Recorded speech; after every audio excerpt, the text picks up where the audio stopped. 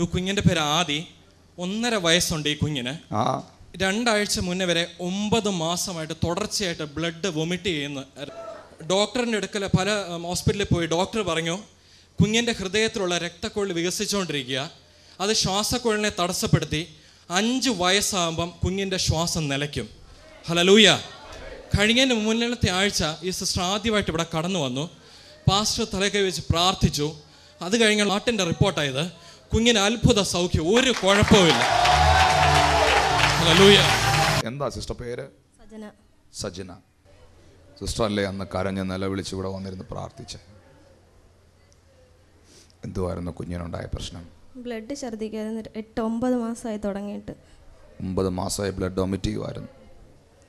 എന്നിട്ട് ഡോക്ടറെ കാണിച്ചപ്പോൾ ഡോക്ടർ തിരുവനന്തപുരത്ത് മെഡിക്കൽ കോളേജിലൊക്കെ പോകാൻ പറഞ്ഞു. ബുദ്ധിമുട്ടുകൊണ്ട് പോയില്ല. അങ്ങനെ ഇവിടെ വന്ന് കഴിഞ്ഞിട്ട് അങ്ങേ ആഴ്ച പ്രാർത്ഥിച്ച് ഇപ്പോൾ പോയി സ്കാൻ ചെയ്തപ്പോൾ അതിനകത്ത് ഒരു കുഴപ്പമില്ലെന്ന് ഡോക്ടർ പറഞ്ഞു.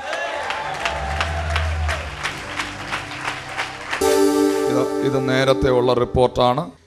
ഹാർട്ടിന് പ്രോബ്ലം ഉണ്ടെന്നുള്ളത് നോട്ട് ചെയ്തിട്ടുണ്ട്. ഇതിനകത്ത് ഈ 1, 2, 3, 4, 5, 6, 7, 8, 9, 10, 11, 12 ഫങ്ഷൻ നേരത്തെ മുഴുവൻ ഡാമേജ് ആയിരുന്നു. നേരത്തെ 12 ഫങ്ഷനുകളും ഡാമേജ് എന്നായിരുന്നു. പ്രാർത്ഥിച്ചു കഴിഞ്ഞുള്ള സ്കാനിംഗ് റിപ്പോർട്ടിൽ 12 നോർമൽ.